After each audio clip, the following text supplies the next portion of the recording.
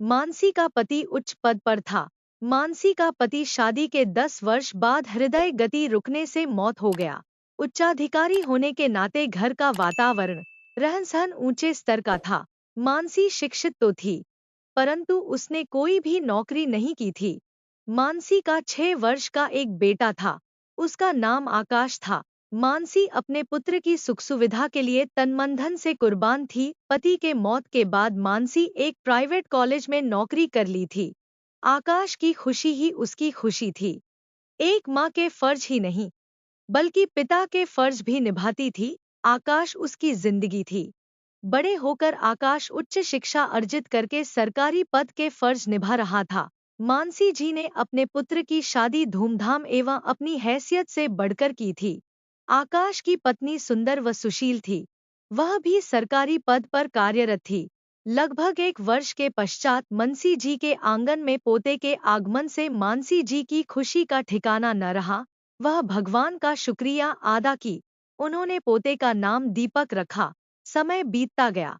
मानसी का पोता 10 वर्ष का हो गया था। वह पोते की प्रत्येक ख्वाहिश पर जान देती थी। जिस तरह संसार में दादी पोते का स्नेह मोह होता है, उससे भी ज्यादा करती थी। घर के प्रत्येक काम में वे सहयोग देती रहती थी। मानसी जी सेवानिवृत्त हो गईं। उनके उम्र होने के बावजूद भी घर बाहर के कार्यों के लिए हाथ बंटाती रहती थी। कभी भी नहीं थकती थी। खुशी हृदय में हो तो थकावट पंख लगाकर उड़ जाती है।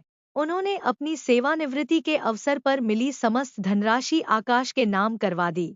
अब वे लगभग 66 वर्ष की उम्र पार कर चुकी थीं। उन्हें कई बीमारियों ने घेर लिया था। ब्लड प्रेशर, शुगर, नजर का कमजोर होना इत्यादि। अब उन्हें चलना भी मुश्किल लगता था। चारपाई का आसरा ही उनकी जिंदगी बन गया। एक दिन आकाश की पत्नी ने कहा, माजी सारा दिन खांसती रहती हैं। कई बीमारियां हैं। दीपक उनसे ही खेलता रहता है। वह दीपक को बार बार चूमती रहती है। यह ठीक नहीं है। मेरा इशारा आप समझ ही गए होंगे आकाश। हम दोनों जॉब पर चले जाते हैं। दीपक स्कूल चला जाता है। थके हारे आकर मांझी को संभालना कितना मुश्किल होता है। कम से कम मैं तो नहीं संभाल सकती। इंसान के कुछ अपने भी मनोरंजन होते हैं। आजकल नौकर रखना भी तो ठीक नहीं। तनख्वाह बहुत मांगते हैं। मैं तो कहती हूँ कि मांझी को वृद्धाश्रम में छोड़ आते हैं। वहाँ इनकी देखभाल भी ठीक होगी। हम भी आजाद रहेंगे। वहाँ उनका दिल भी लग जाएगा। जवाब में आकाश ने कहा, माँ ने कितने कष्ट झेलकर हमको यहाँ तक पहुँचाया। अब उनको इस उम्र में वृद्धाश्रम छोड़ आएं, ये कोई अच्छी बात नहीं है। समाज क्या कहेगा? रिश्तेदार क्या कहेंगे? दीपक के साथ माँ का बहुत मोह है। दीपक तो उसकी जिंदगी है। माँ को आश्रम में भेजना ठीक नहीं होगा। परंतु पत्नी ने इतना मजबूर कर दिया कि आकाश को उसकी बात माननी पड़ी। एक दिन शाम को माँ के पास आकाश जा बैठा और कहा, माँ एक बात करनी है आपसे। मानसी जी ने बोली, हाँ बेटा क्या बात है बोल। माँ क्या बताऊं मैं आपको। मानसी जी ने बोली, खुलकर बात कर। इस तरह डर डर के बात क्यों कर रहा है। आज तक ऐसी घबराहट में मेरे साथ कभी बात नहीं की तूने। बता क्या बात है। तब तक आकाश की पत्नी भी आ गई। आकाश माँ से कहा, हम चाहते हैं आप वृद्धाश्रम में चले जाएं। वहाँ आपकी देखभाल अच्छी तरह से होगी। खर्च तो हम देंगे ही। घर में आपकी देखभाल अच्छी तरह से नहीं होती है। कई कमियां रह जाती है। घर में आपकी देखभाल करनी मुश्किल होती है। हम चाहते हैं आपको वृद्धाश्रम की अच्छी सुविधा मिले। आपका वहाँ दिल भी लगा रहेगा। हम आपको वहाँ मिलने आते रहेंगे। मानसी जी ने हंसते हुए कहा, मुझे कोई एतराज नहीं है बेटा। माँ की आंखों से जैसे धुआं निकल रहा हो। उन्होंने चारों ओर देखा। पति की ओर नजर पड़ते ही खून के आंसू कलेजे में बहाती चली गई। शायद अपने पति की याद में, जैसे पति हिम्मत तथा धैर्य की शक्ति दे रहे हो।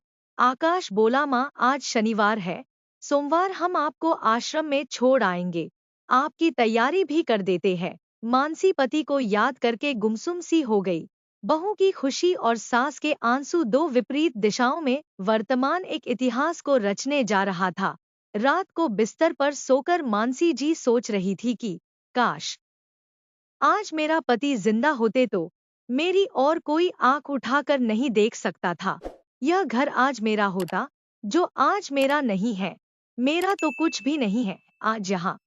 वह मन ही मन सोचने लगी, बेटे और बहू से तो दूर हो सकती हूँ, पर पोते से दूर जाना तो मौत जैसा है। वे सोचने लगी, भगवान कौन से जन्म का बदला ले रहा है मुझसे। जीते जी सब कुछ खो रहा है। माता पिता बच्चों को संस्कार दे सकते हैं, प्यार दे सकते हैं, शिष्टाचार सिखा सकते हैं, परंतु व्यावहारिक जिंदगी तो बच्चे स्वयं ही अपने आप से, समाज से ही सीख सकते हैं। यह जरूरी नहीं कि व्यावहारिक तौर पर शिक्षित बच्चे अच्छे हों। सोमवार को वे मानसी जी को वृद्धाश्रम में छोड़ आए। पोता गुमसुम था, जैसे उसका कीमती जान से प्यारा खिलौना गुम हो गया हो। कुछ बोल नहीं रहा था। उसने अपनी माँ से उदास होकर कहा, दादी माँ को वहाँ क्यों छोड़ आए हो मम्मी?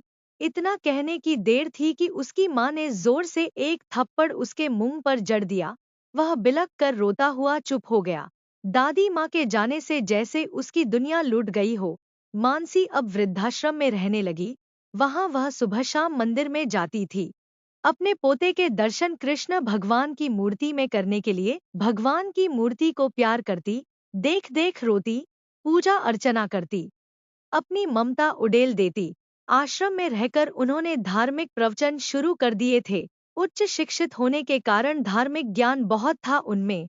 सारा आश्रम उनका श्रद्धालु बन गया था।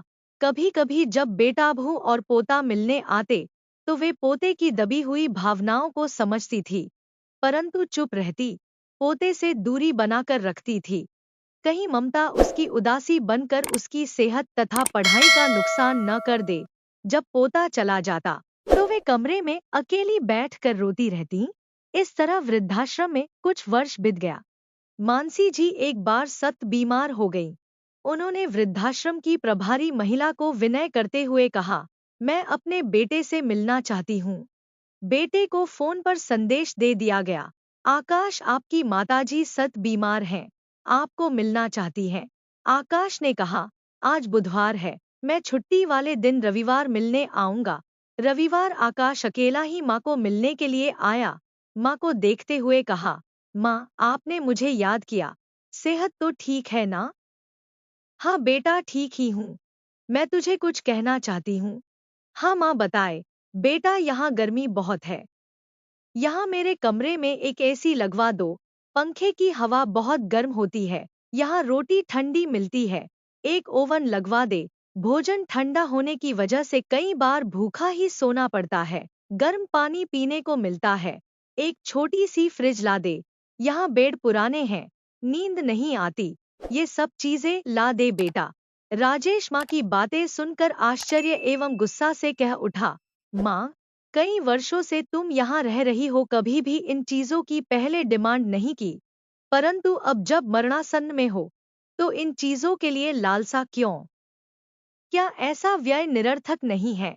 माँ ने स्नेह से कहा, नहीं यह बात नहीं है, यहाँ बहुत सी तकलीफें हैं। मुझे तेरा चिंता है बेटा, क्योंकि तेरे बच्चों ने भी कल को तुझे यहाँ छोड़ने आना है। तब तुझे कोई तकलीफ ना हो मेरे लाडले, इसलिए कह रही हूँ।